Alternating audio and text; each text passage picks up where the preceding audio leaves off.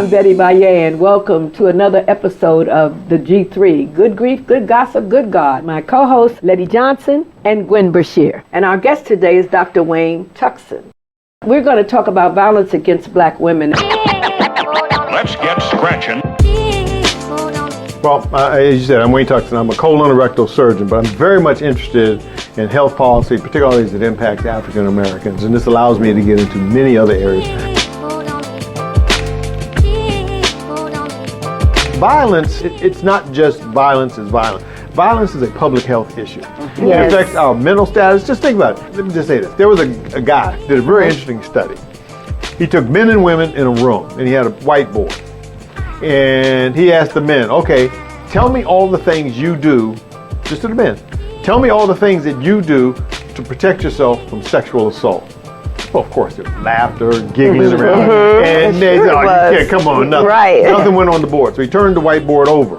He said, okay, women, what are all the things you do to protect yourself from sexual violence? Almost every woman's hands went up.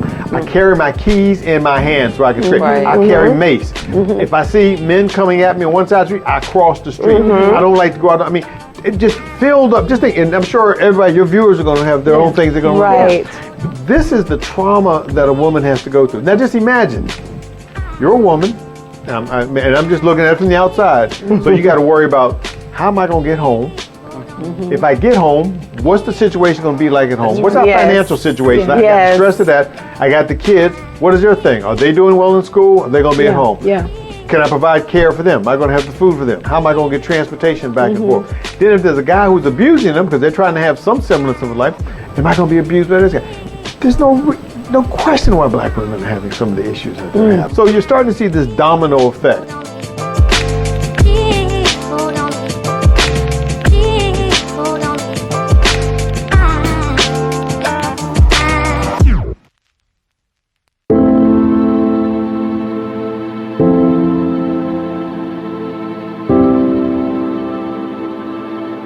What if we lived in a world where at least one black woman or girl would lose her life every 6 hours?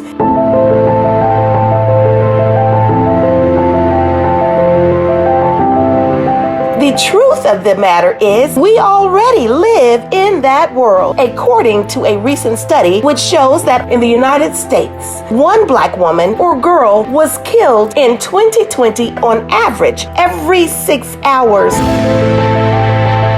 This statistic sheds light on a topic that is often skipped in both black and white conversations. Skipped on one hand because of their race, and on the other because of their gender. Invisible. An entire generation with unseen problems and unaddressed emotional trauma. So today, G3 is giving voice to the issue of violence against women, black women, how it has impacted our self-esteem, our family and friends, our emotional and mental health, heading to what we hope is healing.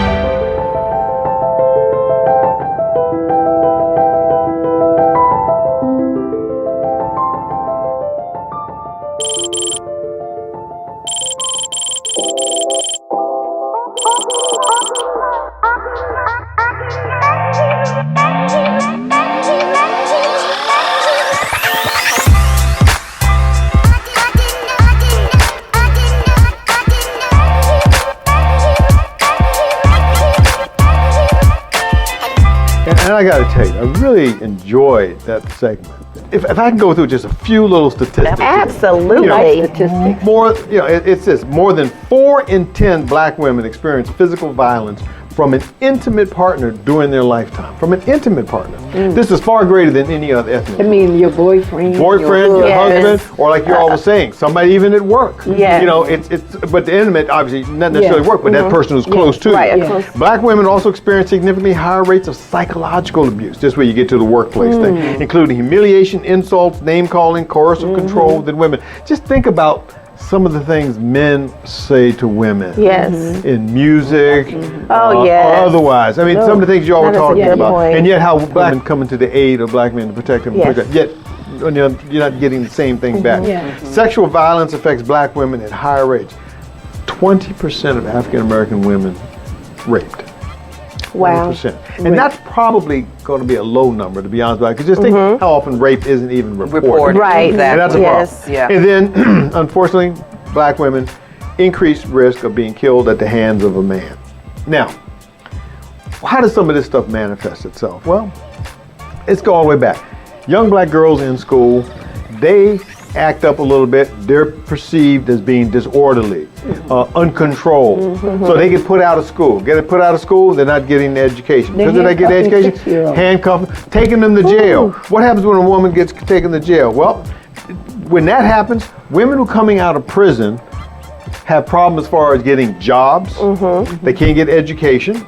And they suffer physical abuse. And of course, they can't even vote and get out there Right. and protect And themselves they as far don't as get the that. support when they're in there. They're Right. not getting the support. Or when and they so come out. what happens is, and this black women are vulnerable at this point. So in 2015, there was a Violence Policy Center studied black women, found that they were 2.5 times more likely to be murdered than white women were. My goodness. And it's just to the point that you're all talking about. It's almost as though this is not being reported. So what is it? Why do we think that black women are more susceptible to violence, right? And the impacts of the violence that occurs in our community? I think we're more susceptible because we're invisible to a great extent. And so sometimes when we get beat up and we show up, you don't see it. You know what I'm saying? We go to church every Sunday, and I always think about who's coming into church this Sunday. We're at the door greeting. We don't know what happened the night before. And a lot of us grew up in that culture of don't ask, don't tell. Absolutely. What goes on in this house stays in this house. I was going to say just that, your family business is family business. Black women were designed to take the brunt of the entire world and put it on our shoulders and still make things happen, make things work, never to complain, but whatever is happening in our lives, we still carry on. So and more than that, we take care of ourselves last. So even if there's someone that is not treating us fairly or doing right by us, we still have a tendency to want to protect them, to want to see the good in them, to want to know that there is potential in this person because I care about them. And we care so deeply that we forget sometimes to care about ourselves. I remember my daddy used to always say to me, you really do fall in love with potential. And you can respond, you know what I'm saying?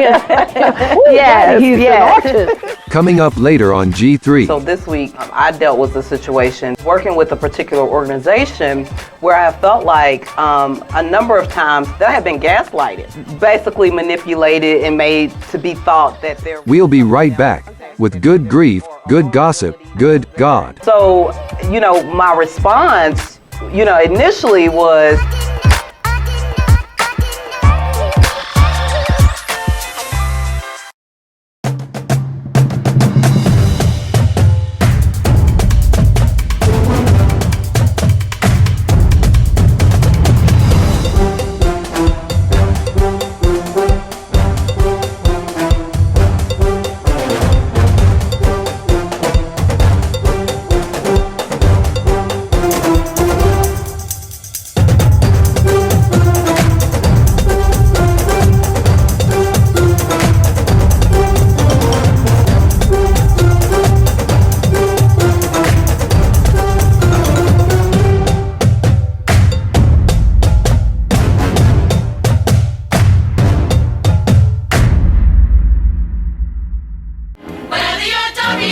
Hi, this is Betty Valle, and on the next episode of the G3, we're going to be talking about hair.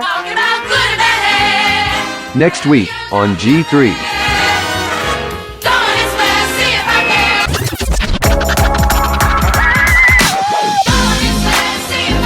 the Crowned Act is creating a respectful and open world for natural hair. not my hair. And I was like, well, I think we need to kind of change that because we are hair. It's really my direct link to my ancestors. Yes. Black women's hair is 3.4 times more likely to be perceived as unprofessional. And I'm going to pose a question for all of us to kind of talk about what does our hair mean to us as Black women.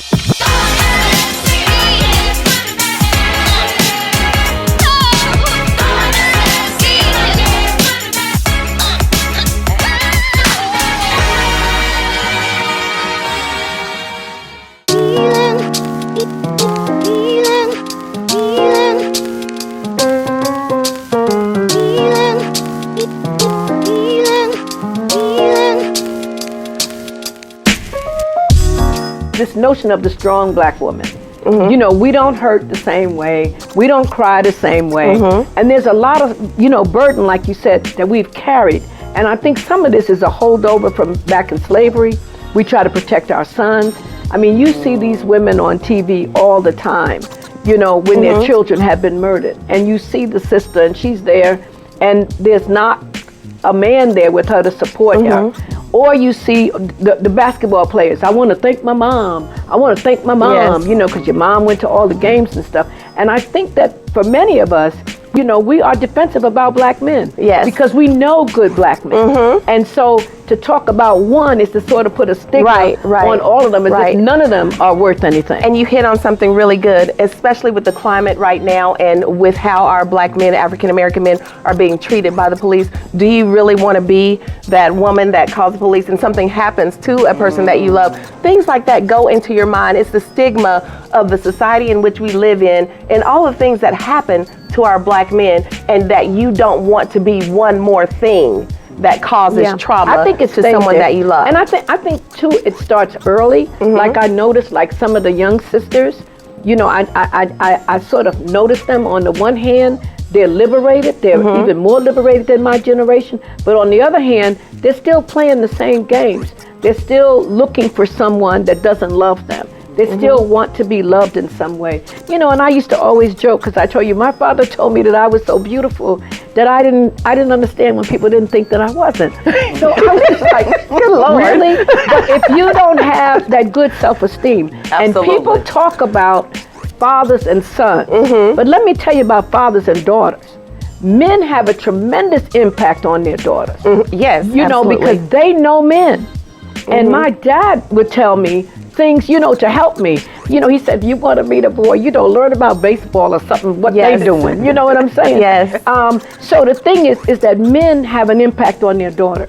And I think that when daughters see their mothers treated a certain way, they, it's like intergenerational. Sometimes you see, when we talk about abuse and murder, in a lot of families, you had a mother that was murdered, an aunt that was murdered, a sister that was murdered. And so some of our girls grow up thinking this is normal to be to be abused and all of that. And all of this is like this overlay of white supremacy and how we have been mentally destroyed by what we think about ourselves. Absolutely. And then when we do get murdered or we go missing, it's like no big deal. No big deal. One of the things you touched on is the stigma around being abused, and which could possibly lead up to, you being harmed or murdered and things like that. So I feel like the support system is not necessarily there for African American women. Who do you turn to if you're feeling this way? With all of the things that you have in your life, all of the things that you need to take care of, who do you turn to that you don't feel would look at you a certain way or would ask questions that would make you feel like, there's a reason this is happening to you. Yeah, like it's your fault. But that seems to be a universal thing for all women. I know that when I came to Louisville, working for the Courier Journal, one of the first stories I did was of a woman, a white woman, who was running from her husband, and she had gotten to a safe space, but she went back home to pick up a few things. And this man chased her in a car and killed her.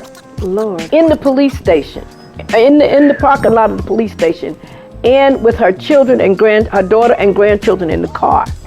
My So goodness. imagine those children seeing that. Yes. This was a woman who got away, but she thought that he wouldn't be home. And so she's trying to go, and get a few things.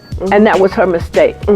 And so when I think about women in general and what happens to them, because we're not the only ones that are abused. Oh, yes, But absolutely. we have this long history of that. And I think that we are really not valued by society. And part of not being valued by society, I don't think a lot of us even value ourselves. We don't value Yes. ourselves. We don't think we're important. Right. I agree And that's with that strong woman, I can do everything. I can do, that's why I think I always liked, a bigger man. Because I always felt like, okay, mess with me now so I could be safe. You know what I'm saying? Because I can fight my own battle. But I don't want to fight. Sometimes I just want somebody to fight for me. Yes. And lots of times black women have nobody to fight for them. I think it's interesting. So this week, I dealt with a situation. So, in my line of work, I do a lot of work around justice, diversity, equity, and inclusion. And so I was working with a particular organization where I felt like a number of times throughout the negotiation and the partnership and the collaboration that I had been gaslighted, right? And so, in the back of my head, Stop for just a Go minute. ahead. Tell us what gaslighting is. basically manipulated and made to be thought that there was something else Okay. or a vulnerability that was there. And so, my response, initially was, okay, this is the work that I'm committed to. I'm committed to being a disruptor and helping to realign people and organizations to modify their potential and their behavior through justice, diversity, equity, and inclusion, right? But in the instance of me being under this oppression, right? Because that's exactly what it was, a Right. form of oppression. It never dawned on me, well, at what point will you speak up for yourself, right? And so, I really, over the weekend, I really processed what had happened and really went back through and just checked my own biases and really just did the work, right? And so the conclusion is that I needed to terminate the relationship because it was not serving me. Right. But, thinking back on as you all were speaking and thinking back on, all that I went through emotionally over the weekend and vetting it multiple times, with my husband and family. And it was like, this is the work that you do. You call people out in regards to, how they show up in community and et cetera. Yeah. And I never once, really thought about protecting my own self. And so it's absolutely the narratives that we tell ourselves. Yes, Right. indeed. Yes. And I think that we don't really often think about the mental health aspect of this violence. Yes. And even if it's not happening to us personally, Right. when it's happening to our girlfriends, Yes. Right. when we could see it in our girlfriends. One thing that you said, Miss Letty, you were in a business situation. So please, everyone needs to keep in mind that a person who is an abuser, who has those tendencies to harm you or manipulate you, can look like anyone. There is not a particular look.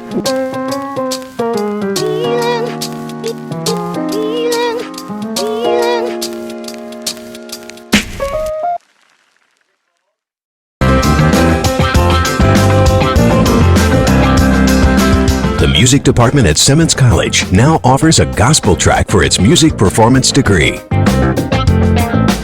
Our Department of Music exists to develop musical knowledge and skill. Students become beneficiaries of program features and faculty that distinguish music as both an academic and artistic discipline. Program options include brass and woodwind instruments, as well as guitar, bass, strings, piano, percussion, and voice. Your gifts will be encouraged and developed by a staff of experienced performing musicians and by the warm support of your peers. You will have frequent opportunities to perform, including vocal ensemble, gospel choir, jazz ensemble, marching band, and other ensembles, both on and off campus. Your music program can go no higher than those who lead it. Now is your time to build a strong music ministry from within. Help support passion already in your community. Help develop gifts already in your congregation. You might have the next James Cleveland in your church and don't know it.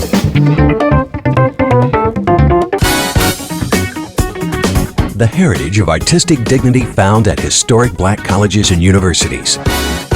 The tradition of Black excellence in gospel music. The calling to use your gift to turn hearts. Your journey toward obtaining a bachelor's degree in music starts now. Simmons College of Kentucky. Apply today. Become a part of the legacy.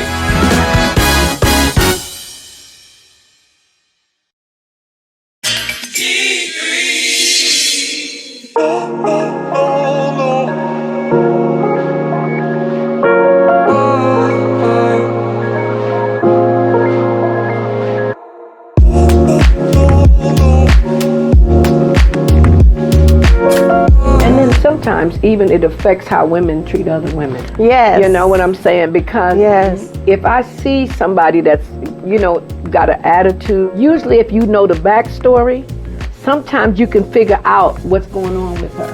Right. There are women who say, well, I don't like women. I don't want to be in nothing around women. You know what I'm saying? And they have a whole thing about other women. But if you know the backstory, it sometimes explains it.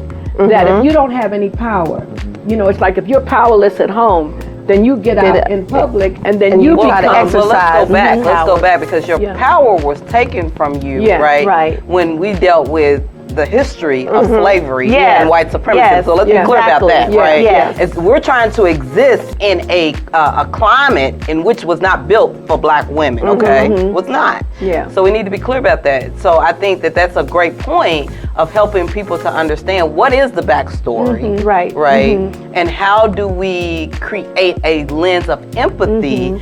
And ladies, I would just like to ask you all, what is it that you do to show care and compassion when it comes to Black women? I would say the first thing that I make sure that I do, no matter where I am and what I'm doing, is that I lead with kindness. I lead with compassion and understanding, and I let people be who they are. If you're having a bad day, it's okay. I'm still going to greet you with a smile. I'm still more than likely going to give you something that will allow you to maybe smile inside, even if you can't smile on the outside. And you can if you have that spirit of kindness and giving and wanting to help mankind, you can spot when someone is off a little bit. It doesn't take anything but a kind word to let someone know that you see them, that they matter, that they are important. And that's all it does. That's all it takes. It's just a kind word. So I make sure that wherever I am, that I do that. Let me tell you something. When I see a sister, and I say, girl, that looks good. Yes. You're my favorite type of person. Get any more smiles today? But I like to say, girlfriend, you saw that you took the time to do that, to be complimentary. And I remember when I was a greeter at church, at the door of the church, and I could see people coming up the walkway, and I could see, the anxiety, the tension. And I always thought, if you're going to be a greeter and you be an usher in church or something, you need to be pleasant. Yes. Because you don't know what that person is bringing going through, right? And people ought to walk out of that situation feeling better than when they came in. Absolutely. So I am really complimentary of women. I have deep conversations with some of my girlfriends. And my closest friends, to try to be encouraging, because I watch for signs. And I think it's my journalism training or something. Yes. But I look at people when they don't know that they're being looked at. And I see couples together, and we're at a big dance, and I'm like, ooh. Because you could see them sitting at the table dressed up in gowns and stuff, and you go, when they go home, it's not going to be good. Can I ask, I wonder, as you look at things in terms of what are some of the solutions to the problem? I see that both of them. I think there's a lot that, I'm not speaking for all men, clearly, but I think one of the things that touches on a point you all said, we have to see the humanity in the individual. We cannot objectify, which you go back to the thing. We are all human beings. How do we see that? I think number two, we have to go back to the basics. Improve educational opportunities. Because too often, Black women at an early age are being pushed down. So, you're not going to go into STEM. program. Yeah. You can't do That's math right. and science. Okay, Exactly. yes, you can. If the movie Hidden Numbers didn't tell us anything, you can do. Women can do that. I think that once we start having, women having children, so they get to the workplace, we got to have daycare. It has to be affordable daycare because it can't be a choice. My kids or work. Right. It has, we got to have both, and right. unless you have some kind of support for that, daycare's got to come in. Then we got to talk about pay. What is it? Pay African American women get what, 65, 70 cents 70 cents. off the dollar of what a white guy gets, and we can't have that. If you're going to do the same work, you've got to get the same pay, which is going to help bring people up. And then I think one of the more important things is equal representation. When you look around. You can talk about why we had the 45th president of the United States, the orange guy, why he, but and they wanted to blame African American. Where they said women didn't come out and vote they for always Hillary. blame us. No, black women turned out, and in the case of Biden, it was African American women. Yeah. Yet the problem is, what have our elected representatives done for? And where don't we have more African American women? I think that, as you said, this thing about the murders and the violence, part of it is that we live in distressed communities often, distressed families.